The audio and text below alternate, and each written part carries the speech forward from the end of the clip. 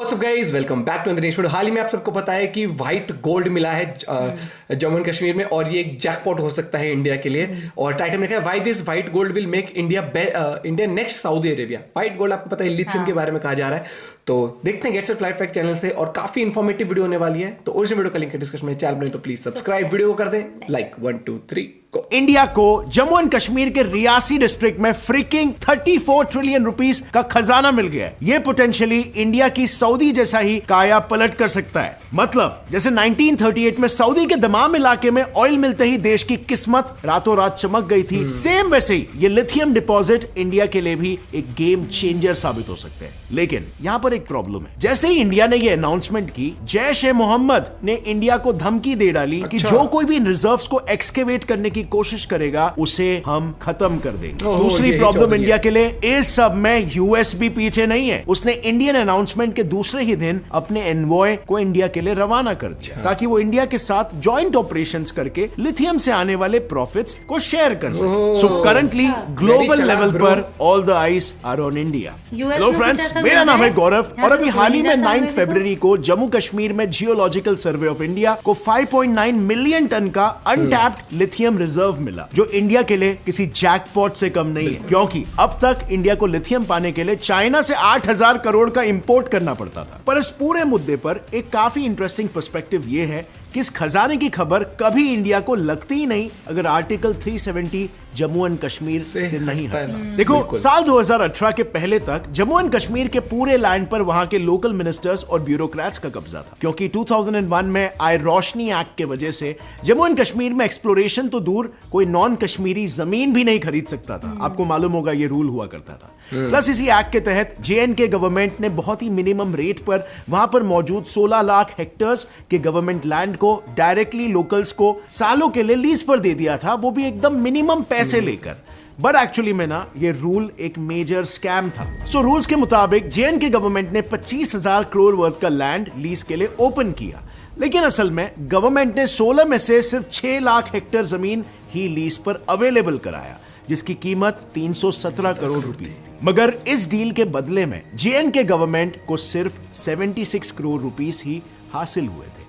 मतलब 241 करोड़ सीधा नेताओं के जेब में। लेकिन इनसे पहले ना, खुद जेएनके स्टेट विजिलेंस ऑर्गेनाइजेशन ने इस एक्ट के खिलाफ एफआईआर रजिस्टर किया, क्योंकि उन्होंने ये पाया था कि गुलमर्ग रीजन में कुछ जमीन पर्टिकुलरली वेल ऑफ लोगों को ट्रांसफर की गई है, जो स्कीम के लिए एक्चुअली एलिजिबल भी नहीं थे। लेकिन फिर साल 2018 में आर्टिकल 370 के एब्रोगेशन से भी पहले रोशनी एक्ट को रिपील किया गया। उस वक्त के गवर्नर सत्यपाल मलिक ने तुरंत इस एक्ट से जुड़े केसेस पर एक्शन लिए, और 2020 में जेएनके हाई कोर्ट ने भी इस एक्ट को इलीगल और अनकॉन्स्टिट्यूशनल डिक्लेयर कर दिया। और फिर इस मेजर लॉफुल विक्ट्री के बाद अगले ही साल भारत सरकार ने आर्टिकल 370 को एब्रोगेट कर दिया, जिससे अब जेएनके का लैंड सभी के लिए ओपन हो गया है, जीएसआई के लिए भी, क्योंकि 2022 में ही जीएसआई ने इस अनएक्सप्लोर्ड लैंड पर लिथियम एक्सप्लोरेशन शुरू कर दिए। बेसिकली जीएसआई की स्टडीज के हिसाब से इन इलाकों में लिथियम मिलने की हाई प्रोबेबिलिटी,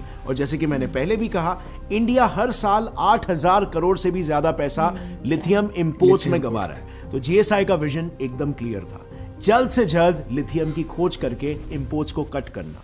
और फाइनली 9 फरवरी को मिनिस्ट्री ऑफ माइंस ने अपने ट्विटर हैंडल पर यह हिस्टोरिक अनाउंसमेंट की कि उन्हें 5.9 million turns lithium reserves JNK के रियासी डिस्ट्रिक्ट में मिले हैं। अब ये एक्सप्लोरेशन तो सिर्फ एक आउटकम है आर्टिकल 370 के रिवोक होने का।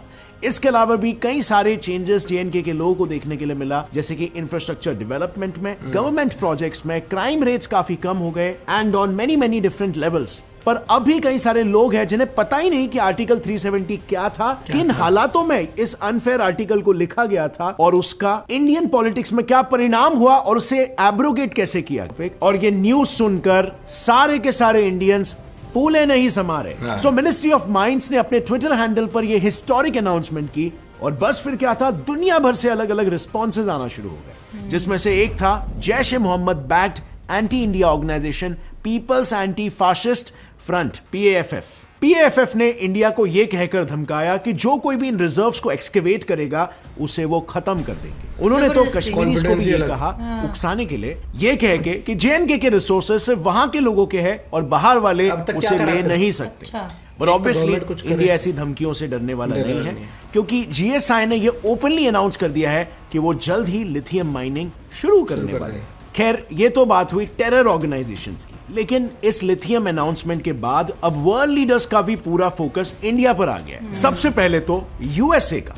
GSI की अनाउंसमेंट होते ही USA ने दूसरे ही दिन अपने एनर्जी एनवॉय को इंडिया के लिए रवाना कर दिया, क्योंकि अगर यूएस की लिथियम डिमांड को देखें तो वो ईयर ऑन ईयर 69% से बढ़ रही है और इसी डिमांड का 90% इंपोर्ट अर्जेंटीना और चिली फुलफिल करता है। मतलब यूएस इन कंट्रीज पर ओवर डिपेंडेंट हो चुका है और बस इसी प्रॉब्लम को सॉल्व करने के लिए बाइडेन एडमिनिस्ट्रेशन ने national blueprint for lithium batteries को लॉन्च किया है। इस प्लान के अकॉर्डिंग यूएस इंपोर्ट को कम करना चाहता है और सेल्फ रिलायंट बनना चाहता है, जिसके लिए वो और ज्यादा इन्वेस्टमेंट्स माइनिंग से लेकर लिथियम प्रोडक्शन में करने का प्लान कर रहा है, जिसमें ऑफ कोर्स इंडिया के ये रिसोर्सेज उसके लिए एक गोल्डन अपॉर्चुनिटी की तरह है। यही रीजन है कि उसने अपने energy resources assistant secretary Geoffrey R Pyatt को एनवॉय के तौर पर भेजा है, वो भी एक स्ट्रेटेजिकली प्लान्ड विजिट के लिए। और मैं ये इतने सर्टेनिटी से इसीलिए बोल रहा हूं क्योंकि जरा मिस्टर प्याट का शेड्यूल तो देखो। वो 13 से 17 फेब के बीच में मुंबई में सभी बड़े बिजनेस लीडर्स को मिलेंगे, फिर पुणे में एंटरप्रेन्योर्स और इंजीनियरिंग स्टूडेंट्स को मिलेंगे और आखिर में गवर्नमेंट ऑफिशियल से मिलने वो दिल्ली जाएंगे। अब ये क्रोनोलॉजी आपको समझ में आ रही है? वेल,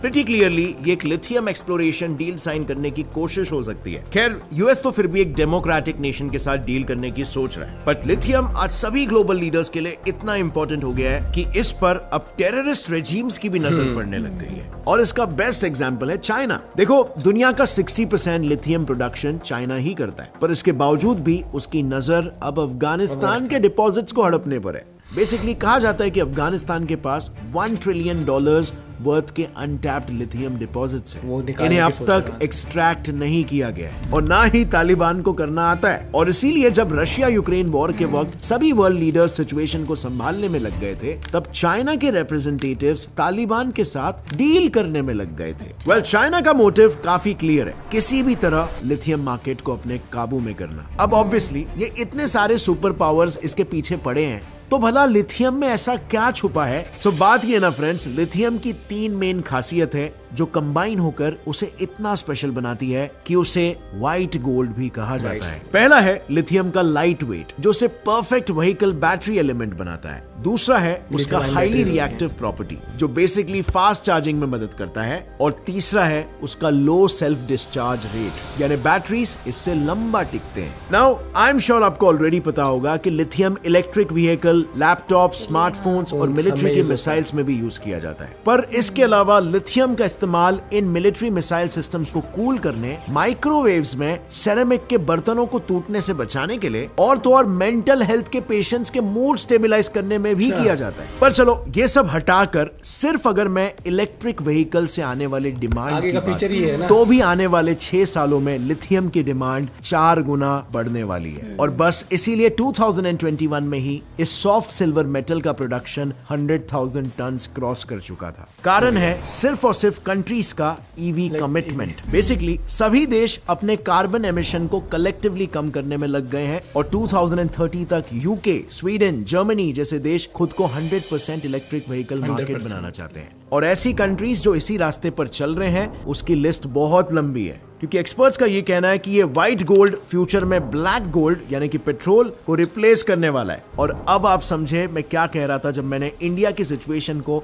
सऊदी के सिचुएशन से कंपेयर किया था। जैसे ऑयल मिलने के बाद सऊदी की किस्मत रातों रात बदल गई, कुछ वैसे ही इंडिया के साथ भी हो सकता है। आप जरा सोचो, एक समय पर जिस देश में मोस्टली नोमैडिक्स रहते थे, वो आज दुनिया का बजट हिला देने के काबिल बन गया, और सिर्फ वहां मिले ऑयल रिजर्व्स की वजह से। और ये सऊदी के केस में कैसे हुआ? वर्ल्ड वॉर 1 के बाद से दुनिया में एक मेजर ऑयल क्राइसिस आ चुका था, पर सुपर पावर्स के बीच की टेंशन कम होने का नाम ही नहीं ले रही थी। तो इंटर वॉर पीरियड में, मतलब फर्स्ट और सेकेंड वर्ल्ड वॉर के बीच वाले टाइम पर इन सुपर पावर्स ने ऑयल की खोज जोरों शोरों से शुरू कर दी। फिर 1938 में जब अमेरिका ने सऊदी के दमाम रीजन में एक्सप्लोरेशंस कंडक्ट किए, तब उन्हें यह पता चला कि यहाँ तो दुनिया का सबसे बड़ा पेट्रोलियम रिजर्व है। और बस फिर क्या था, सऊदी ने अपना ये ब्लैक गोल्ड दुनिया भर बेचना शुरू कर दिया और इन्हीं रिजर्व से यूरोपियन, एशियन और अमेरिकन कंट्रीज के साथ सऊदी के डिप्लोमेटिक रिलेशंस बिल्ड होने लगे। उसकी इकोनॉमी बढ़ी, उसका ग्लोबल इन्फ्लुएंस बढ़ा और आज सऊदी ओपेक नेशंस के साथ मिलकर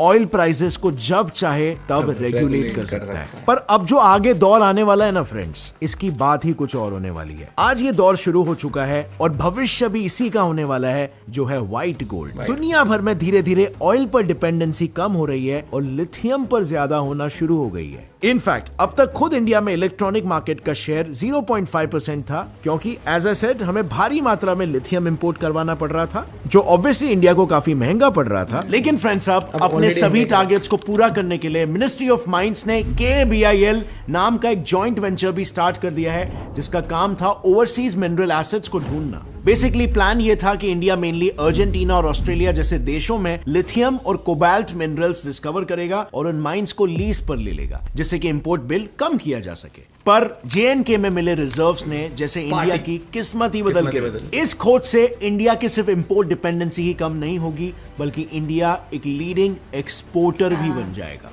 लेकिन देखो, आज जहां पर ये सभी कंट्रीज लिथियम की कीमत समझते हैं, वहीं पर दूसरे तरफ हाल ही में अफ्रीका ने इंडिया का $12 बिलियन का कर्जा चुकाने के लिए अपने लिथियम माइन को इंडिया को ऑफर कर दिया है।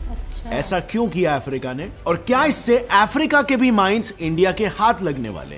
वेल, इस पर मैंने ऑलरेडी एक डिटेल वीडियो बनाया है, जो आप यहां पर क्लिक करके देख सकते हो। बहुत ही इंटरेस्टिंग वीडियो है, जो अफ्रीका के साथ इंडिया के जियोपॉलिटिक्स को एक्सप्लेन करेगा। और अगर फ्रेंड्स इस वीडियो से अगर आपको कुछ भी नया सीखने मिला, कुछ नया जानने मिला, एक लाइक जरूर ठोकना। एंड भाई साहब क्या मतलब जिस तरीके से एक्सप्लेन करी है एक चीज गौरव भाई ने, कि प्लस जिस तरीके जो पर्सपेक्टिव है, जो पॉइंट ऑफ व्यू आया है, चाहे वो टेररिस्ट ऑर्गेनाइजेशन का हो या यूएसए के लिए, तो भाई यू वेरी चालाक ब्रो, अपना दिमाग लगा। मतलब यूएस में कुछ भी होता है यहाँ से तो नहीं जाता कोई, अच्छा हमें भी दिखाओ। उनका ये आएगा कि हम तुम्हारी मदद कर देंगे माइनिंग करके, क्योंकि इंडिया के पास कोई टेक्नोलॉजी नहीं है कि माइन करने की, तो वो सोच रहे हैं कि आप अपनी टेक्नोलॉजी देंगे, प्रॉफिट हमारा भी होगा और इंडिया का भी होगा। लेकिन इंडिया में शातिर है, तो अब वही कहता है ना कि जब आपकी लीडरशिप स्ट्रांग होती है तो आप समझ जाते हो, आप भाप लेते हो कौन किस तरह दिमाग लगा रहा है। बाकी टेररिस्ट ऑर्गेनाइजेशन थे कि भैया अपने आप ही, और फिर ये मैं बताओ, जब वो एक जम्मू एंड कश्मीर कोई अलग वो नहीं है कंट्री, वो इंडिया का पार्ट है। इंडिया में चाहे दिल्ली में कुछ मिलता है, कहीं मिलता है, गवर्नमेंट का उसके ऊपर होता है, और वहां पर कुछ भी माइनिंग होगी तो उसमें रोजगार तो वहां के लोगों को मिलेगा ऑब्वियसली।